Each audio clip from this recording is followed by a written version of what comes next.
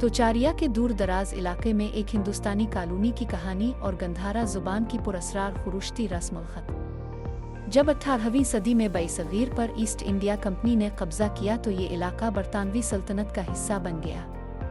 इस दौरान पंजाब के मैदानों शुमाल मगरबी सरहदी सूबे, मौजूदा खैबर पख्तूनख्वा और गिलगित के पहाड़ी इलाकों में मुतअद्दिद मुहिम्मात की गई। शुमाली हिंदूकश के पहाड़ी इलाके, जिन्हें कदीम यूनानी मौरखीन ने काकशस उंडेका का नाम दिया, हैरत अंगेज आसार कदीमा की दरियाफ्तों का मरकज़ समझे गए।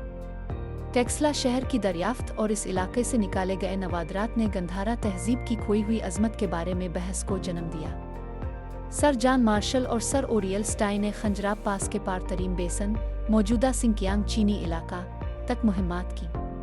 वहाँ तोचारिया और खोतानी कौमों के आसार तो मिले, मगर एक और कम्युनिटी के शवाहिद भी दरियाफ्त हुए।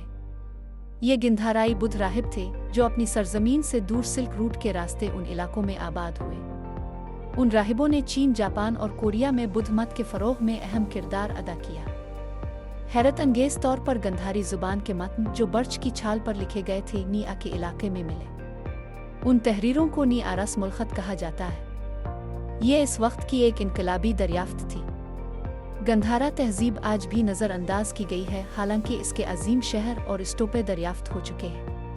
पाकिस्तान में आसार कदीमा की साइट्स की तादाद भारत से ज़्यादा है, लेकिन हुकूमत की अदम दिलचस्पी और ईरान और भारत के दरमियान बैन अल-अक़वामी मुकाबले की वजह से गंधारा के आसार को वो अहमियत नहीं दी गई। टेक्सला, पंजाब और तख्त भाई, खैबर पख्तूनख्वा जैसे मकामात यूनेस्को के आलमी वर्सा में शामिल किए गए हैं। गंधारा तहजीब 3 सदी कब्ल मसीह से 4 सदी ईस्वी तक इल्म और सकाफत का मरकज़ रही। सिकंदर आज़म भी इस तहजीब से मुतासिर हुआ।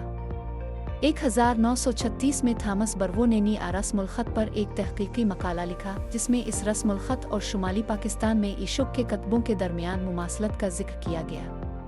थॉमस बर्वो ने सवात में बोली जाने वाली तोरवाली ज़ुबान के साथ भी मुशाबहत दरियाफ्त की। नीआ रस्मुल ख़त गंधारी प्राकृत का हिस्सा था जो तरीन बेसन और सिल्क रूट के कारोबारी मुआहदों के लिए इस्तेमाल होता था। खुरुश्ती रस्मुल ख़त, जिसमें गंधारी प्राकृत लिखी जाती थी, त्यारी अव्वल ईरानी बादशाह के दौर में अरूबी रस्मुल ख़त से अखज़ हुई। पंजाब की एक लोक कहानी के मुताबिक इशुक के बेटे कनाल को गंधारा का गवर्नर मुकर्रर किया गया।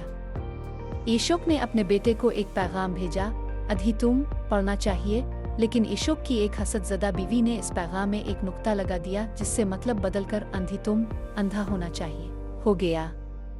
कनाल ने फर्माबरदारी में अपनी बीनाई कुर्बान कर दी और अपनी ज़िंदगी गंधारा से दूर शुमाली इलाकों में गुजार दी। आज की दुनिया में जहाँ कदीम ज़ुबानों और तहजीबों पर तहक़ीक़ की जाती है, गंधारा तहजीब में कम तवज्जो पाती है, लेकिन ये तहजीब निहायत अहम थी, जिसने बुद्ध मत और गंधारी ज़ुबान को दुनिया के दूर दराज इलाकों तक पहुँचाया। तोरवाली ज़ुबान, जो आज शुमाली सवात में बोली जाती है, गंधारी ज़ुबान की एक जदीद शक्ल है।